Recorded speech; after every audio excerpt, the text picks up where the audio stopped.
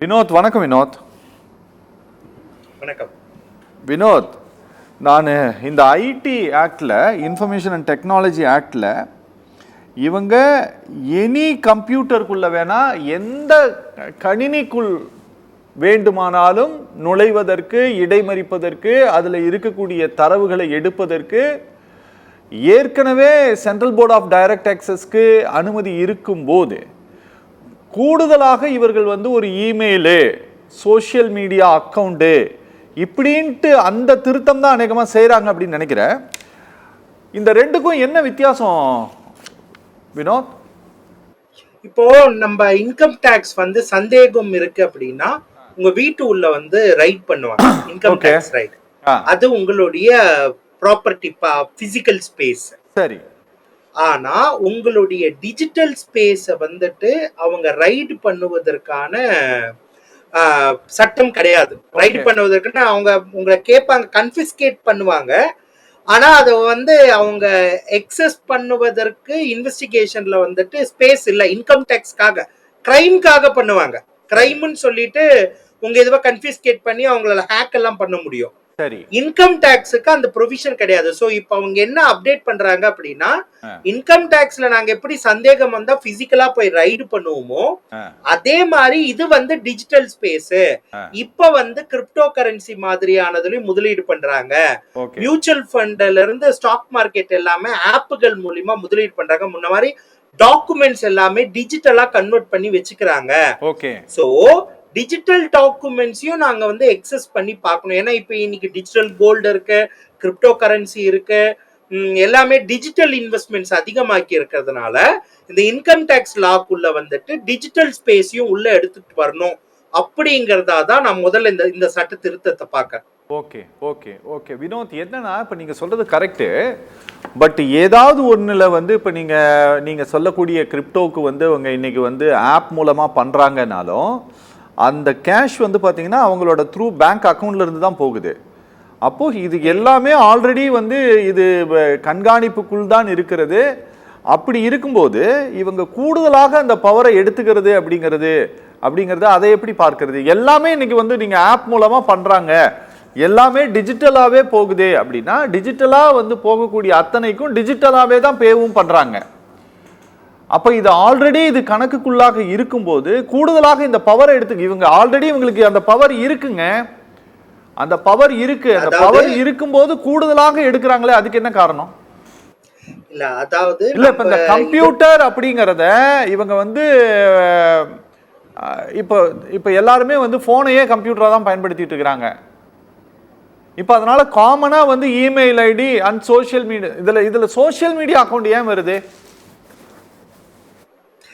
Social media ஏன் account வருது அப்படிங்கறத சட்ட நிபுணர்கள் நீங்க தான் சொல்லணும். இப்ப எனக்கு தொழில்நுட்ப சட்ட நிபுணருங்க நீங்க? இல்ல இல்ல தெரியல, உங்களை கூப்பிட்டு உட்கார வச்சிருக்கேன். அதுதான் சொல்ல வரேன். என்னன்னா எனக்கும் சில குழப்பங்கள் இருக்கு. இப்போ இன்கம் டாக்ஸ்ல எனக்கு டிஜிட்டல் ஸ்பேஸ்னா புரிஞ்சுக்க முடியுது. காரணம் என்னன்னா கிரிப்டோ கரன்சி மாதிரியான விஷயங்கள் இருக்கும். நீங்க கிரிப்டோ கரன்சியை கிரிப்டோ கரன்சிலேயே வாங்கியும் பண்ணலாம், கிரிப்டோ கரன்சிலே வாங்கியும் பண்ணலாம் அப்படிங்கறத கூட நான் ஏத்துக்க முடியுது என்னால. ஆமா, கிரிப்டோ கரன்சியை பண்றாங்க. இல்ல அவங்க ரொம்ப குறிப்பா அவங்க அந்த செய்திகள்ல என்ன சொல்லி இருந்தாங்கன்னா, நாங்க மியூச்சுவல் ஃபண்ட் இதெல்லாம் ஸ்டாக் எல்லாம் ட்ராக் பண்ண போறோம் அப்படின்னு இருந்தாங்க. அகைன் நீங்க ஸ்டாக்னு பாத்தீங்கன்னா ஒரு டிமேட் அக்கௌண்ட்டை தான் வச்சிருக்கணும். அதுவுமே இன்கம் டாக்ஸ் அப்படின்னா ட்ராக்கபிள் தான். நானா ஊகிக்கிறது ஒரு விஷயத்துல என்னன்னா, இந்த டிஜிட்டல் அசட்டையே நான் இன்னும் முடிக்கல.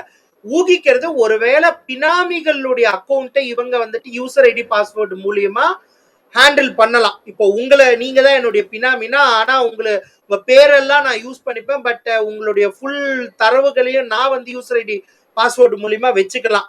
அதை வேணும்னா ட்ராக் பண்றாங்க அப்படிங்கிறது வரைக்கும் என்னால புரிஞ்சுக்க முடியாது.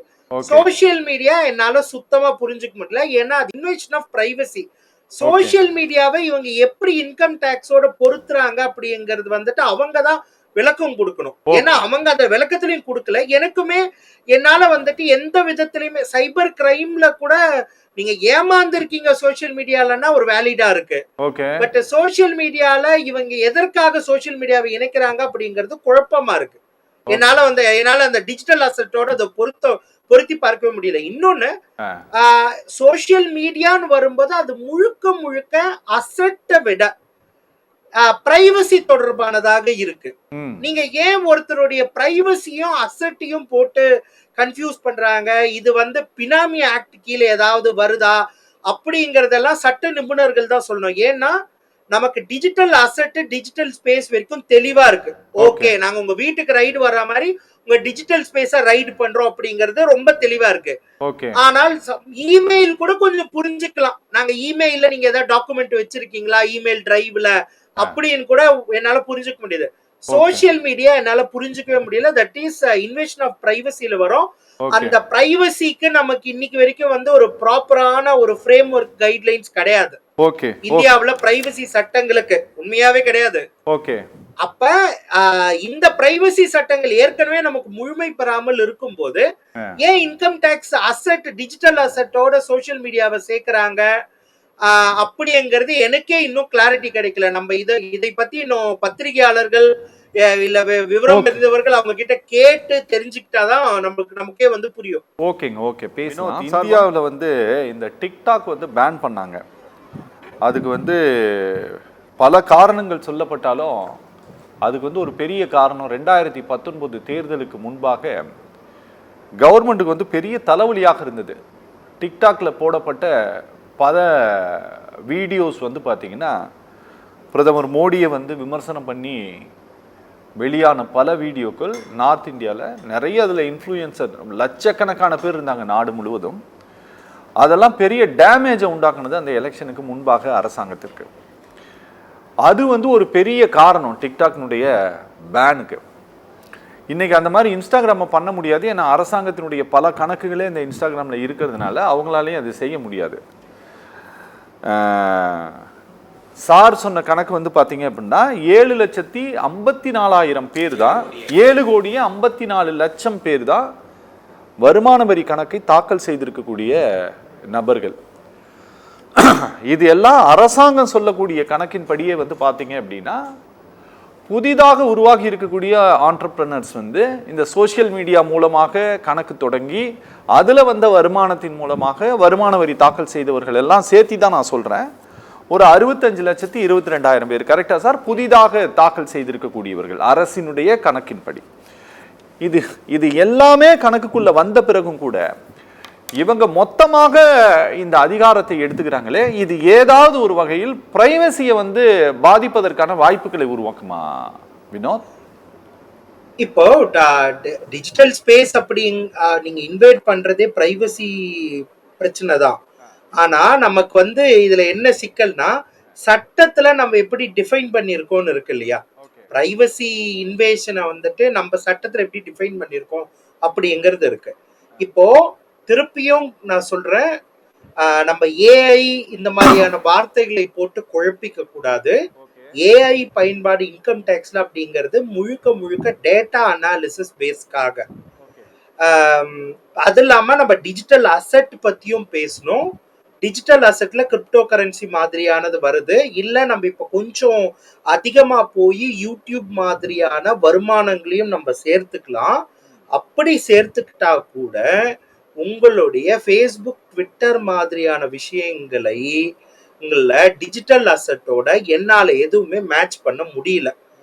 அதுதான் நான் திரும்பவும் எனக்கு இன்னுமே அது குழப்பமா இருக்கு. இப்ப சார் சொன்ன மாதிரி நீங்க இப்ப சோசியல் மீடியால ஒரு போட்டோ போடுறீங்க, ஒரு கார் போட்டோ போடுறீங்க, அதையும் இனிமேல் இன்வெஸ்டிகேட் பண்ண வாய்ப்பு இருக்கு அப்படின்னாக்கா அதுவுமே திருப்பி மேட்ச் ஆக மாட்டேங்குது. நீங்க எல்லாமே வங்கியில இருக்கிற பணத்தின் மூலியமா தான் வாங்குறீங்க.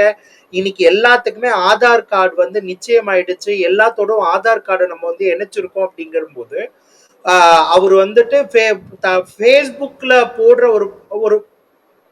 ஒரு போஸ்ட் தனியா யூனிக்கா இருக்க வாய்ப்பு கிடையாது. எனக்கு ஒரு விஷயம் என்ன, நீங்க கேட்ட கேள்விக்கு இறுதியா நான் இவ்வளவு ஃப்ரேம் பண்ணது எதுக்கு அப்படின்னாக்கா, நீங்க டிஜிட்டல் ஸ்பேஸ், டிஜிட்டல் அசெட் வரைக்கும் எனக்கு வேலிடா தெரியுது. எனக்கு அரசு மேல எனக்கு என்ற குற்றச்சாட்டும் கிடையாது. அரசு பிசிக்கல் ஸ்பேஸ் இன்வெஸ்டிகேட் பண்ற மாதிரி பண்றோம்ன்றாங்க, அதெல்லாம் சிக்கல் கிடையாது. ஆனால் சமூக வலைதளங்கள் அண்ணும்போது அது குறைவு ஒருவருக்கா கூட இருக்கட்டும்.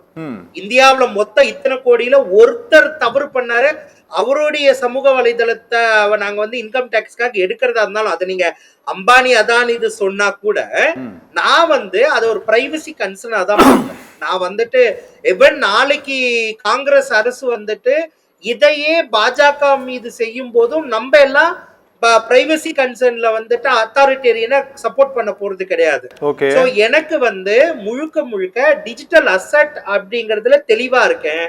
ஆனால் சோசியல் மீடியா கணக்குகள் அப்படிங்கிறது ஒரு பிரைவசி கன்சர்னையும் ஒரு விதமான அச்சத்தையும் ஏற்படுத்துது. அச்சம் அப்படிங்கறத விட இதை நாம் வந்து தீர விவாதிக்க வேண்டிய ஒரு கட்டத்தில் இருக்கும் அப்படிங்கிற ஒரு என்ன சொல்றது ஒரு ஒரு பாயிண்ட நான் ரைஸ் பண்ண விரும்புறேன். Okay okay okay okay okay